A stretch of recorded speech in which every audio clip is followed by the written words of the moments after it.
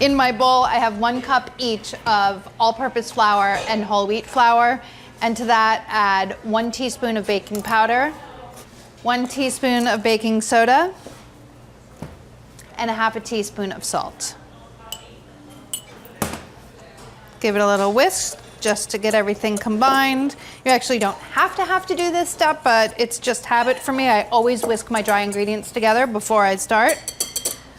In my mixer, I have 4 ripe bananas. You want to beat those just until they turn to a mush. You can also mash these by hand, and then you don't need to use a mixer at all. But if you're using your mixer, this is a great way to get your bananas to be a puree. When your bananas seem nice and broken down, you can add your sugar. Today I'm using 1 cup of light brown sugar, 1/2 cup of canola oil, or you can use melted butter. I do that sometimes. Or if you're really going crazy, you can use coconut oil, which is also very delicious. I don't know if that's going crazy, but that would add a very tropical flavor to your banana muffins, and I bet that would be delicious. And 1 large egg. Beat that to combine. Add a teaspoon of pure vanilla extract, 1/2 cup of sour cream,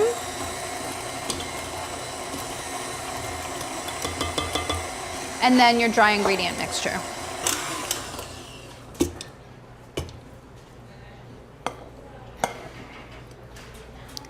And then you just beat it to combine. You can do this by hand, for sure.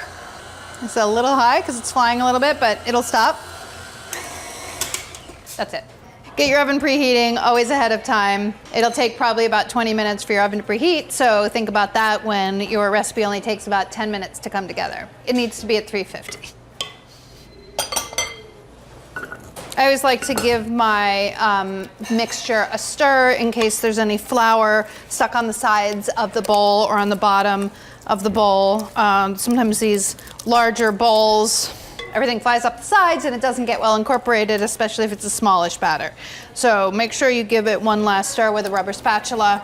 And then if you're interested in a nice little garnish, you can slice up another banana for the top.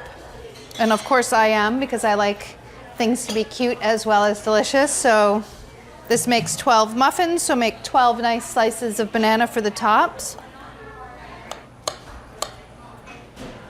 Rest is for a snack.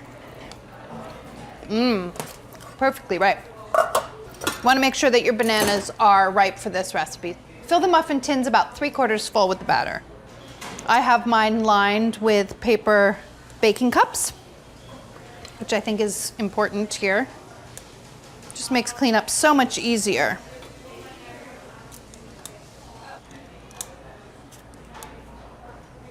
Okie doke.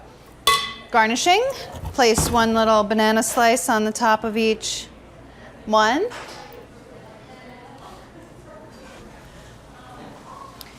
Place these into the oven and bake them until the top springs back when lightly touched. That'll take about 25 minutes for these full-size muffins. And if you're making mini muffins, it'll take about 20 minutes. Let the muffins cool before you eat them, and I think that if you want to put some of these in your freezer, they would do really well in your freezer, and you can take one out whenever you want one. But aren't they adorable? I really think it's worth going the extra step and putting that banana on top. They're so tender, delicious banana-y muffins. It's a great and easy recipe to add to your repertoire. Give it a try. If you like recipes like this and you want more, make sure to click like and subscribe because we have plenty more where this came from.